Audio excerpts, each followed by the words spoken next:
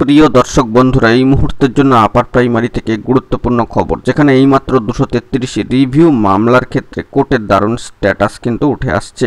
প্রমাণসহ সবটা দেখে নিন। সকালের তাজা সংবাদ উঠে আসছে এবং কোর্টের আর্জেন্ট তথ্যাদি কিন্তু থাকছে। তো ভিডিওটিকে শেষ পর্যন্ত দেখবেন, কোনোভাবে স্কিপ করবেন না। চ্যানেলটিকে অতি অবশ্যই সাবস্ক্রাইব করে নিয়ে সঙ্গে থাকবেন। চলুন কথাবার্তা না বাড়িয়ে আমরা মূল টপিকে ফোকাস করি।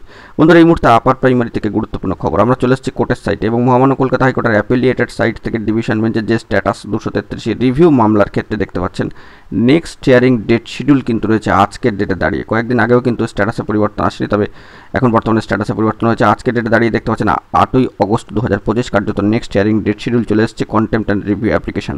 অনারেবল জাস্টিস তপব্রত চক্রবর্তী মহাশয়, অনারেবল জাস্টিস পার্থ সারথী চ্যাটার্য মহাশয়ের ডিভিশন বেঞ্চ 11 নম্বর কোর্ট, এবং এই মর্মে আজকের ডেটে দাঁড়িয়ে কিন্তু ডেলি কজ লিস্টও চলে এসেছে। তো সেখানে মামলার অবস্থানটাও আমরা একটু দেখে নেওয়ার জন্য চেষ্টা করব।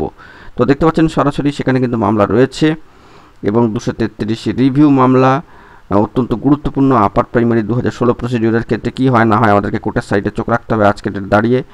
এছাড়াও একাধিক গুরুত্বপূর্ণ কন্টেম্পট অ্যাপ্লিকেশান কিন্তু রয়েছে, কন্টেম্পট মামলাও কিন্তু রয়েছে। তো এই 233 রিভিউ মামলার ক্ষেত্রে কি আপডেট উঠে আসে আমরা সেই দিকে ফোকাস রাখছি। যদি কোনো আপডেট উঠে আসে সবটা তুলে ধরবো। এখন এটুকুই, ভালো থাকবেন, চ্যানেলটিকে সাবস্ক্রাইব করে নিয়ে সঙ্গে থাকবেন। ধন্যবাদ।